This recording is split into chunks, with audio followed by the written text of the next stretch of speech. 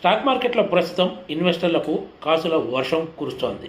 Secondary మార్కెటే కాకుండా primary మార్కెట్లో కూడా లాభాల పంట పండుతుంది.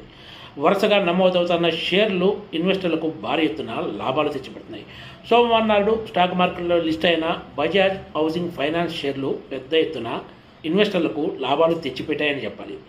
తొలి రోజు బ్లాక్ బస్టర్ లిస్టింగ్తో అందరినీ ఆకట్టుకున్న బజాజ్ హౌసింగ్ ఫైనాన్స్ రెండవ రోజు కూడా అంటే మంగళవారం నాడు కూడా ఏకంగా అప్పర్ సర్క్యూట్ను తాకింది.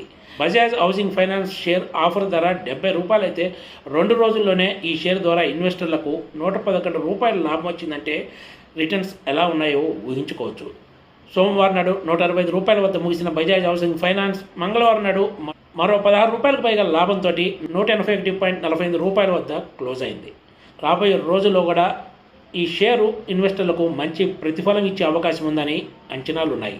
బజాజ్ హౌసింగ్ ఫైనాన్స్ షేర్ల హవా ఇలా ఉంటే మంగళవారం నాడు లిస్ట్ అయిన పిఎన్ గాడ్గిల్ షేర్లు కూడా దుమ్ము రేపాయి. ఈ కంపెనీ ఐపీఓ ఆఫర్ ధర ₹400 అయితే మంగళవారం నాడు లిస్ట్ అయిన ఈ షేరు ధర గరిష్టంగా ₹844 తాకింది.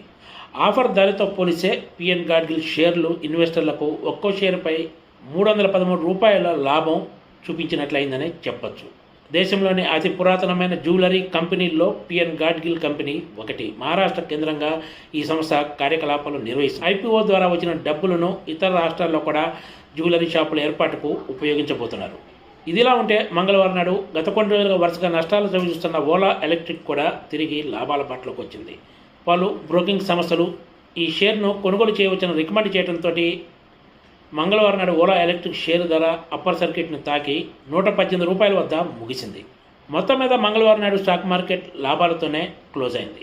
అమెరికా ఫెడరల్ రిజర్వ్ వడ్డీ రేట్లపై తీసుకునే నిర్ణయం భారతీయ మార్కెట్లో దిశ నిర్ణయించే అవకాశం ఉంది.